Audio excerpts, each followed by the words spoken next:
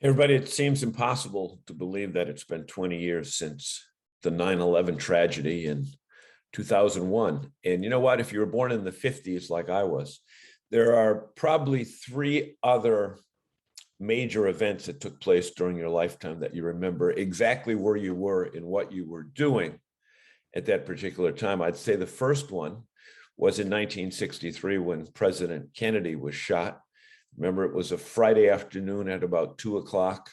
And I think I was in seventh or eighth grade at the Agawam Junior High, and they sent us home. But it wasn't really that disturbing because it was just about the time that they would send us out anyway. And over that weekend, looking at the black and white TVs with the picture of little John Kennedy saluting his father at the funeral, because they gave us Monday off as well. So that was one of them. The other one, I think, was a couple years later in 1965 when they had the big Northeast blackout, when everything from New York City up through Boston and most of New England was blacked out. And I think that was like at about 4 o'clock in the afternoon. That lasted probably 2-3 hours.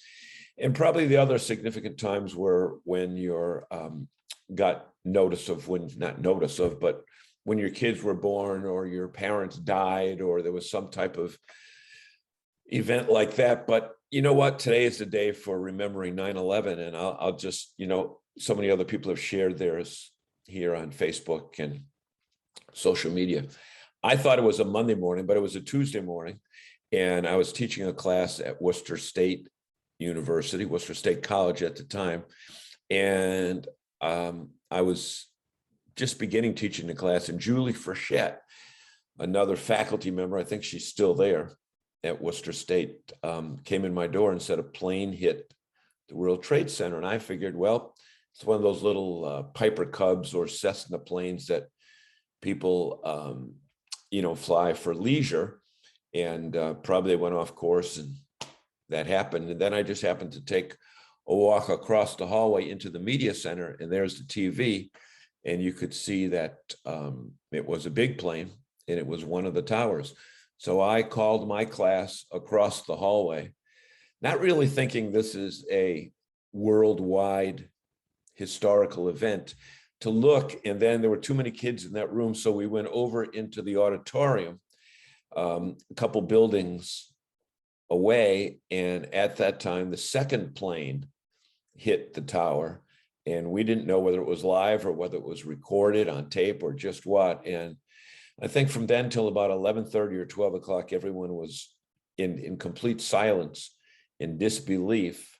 And I remember it being actually a beautiful day with beautiful blue sky with puffy clouds.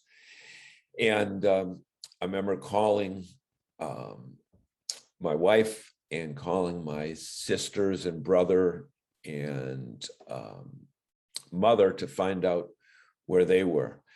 But it's just one of those things. And then over the next few days, over the next few hours, when the other plane hit the Pentagon and the other one went down in Pennsylvania, we kind of really didn't know what was going on until maybe 5 o'clock at night, when it was somewhat quiet or reserved or nothing more was going on. But you know what? Everybody has a special story about that particular day. Teaching class at Worcester State.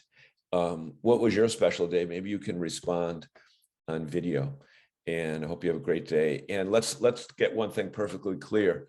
I think it's important that everybody memorize these historical events, because we're in a stage of our history in our lives right now where people want to erase history.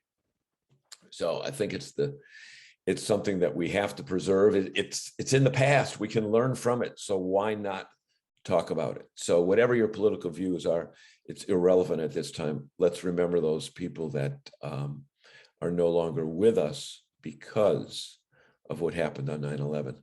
Send us your story in video.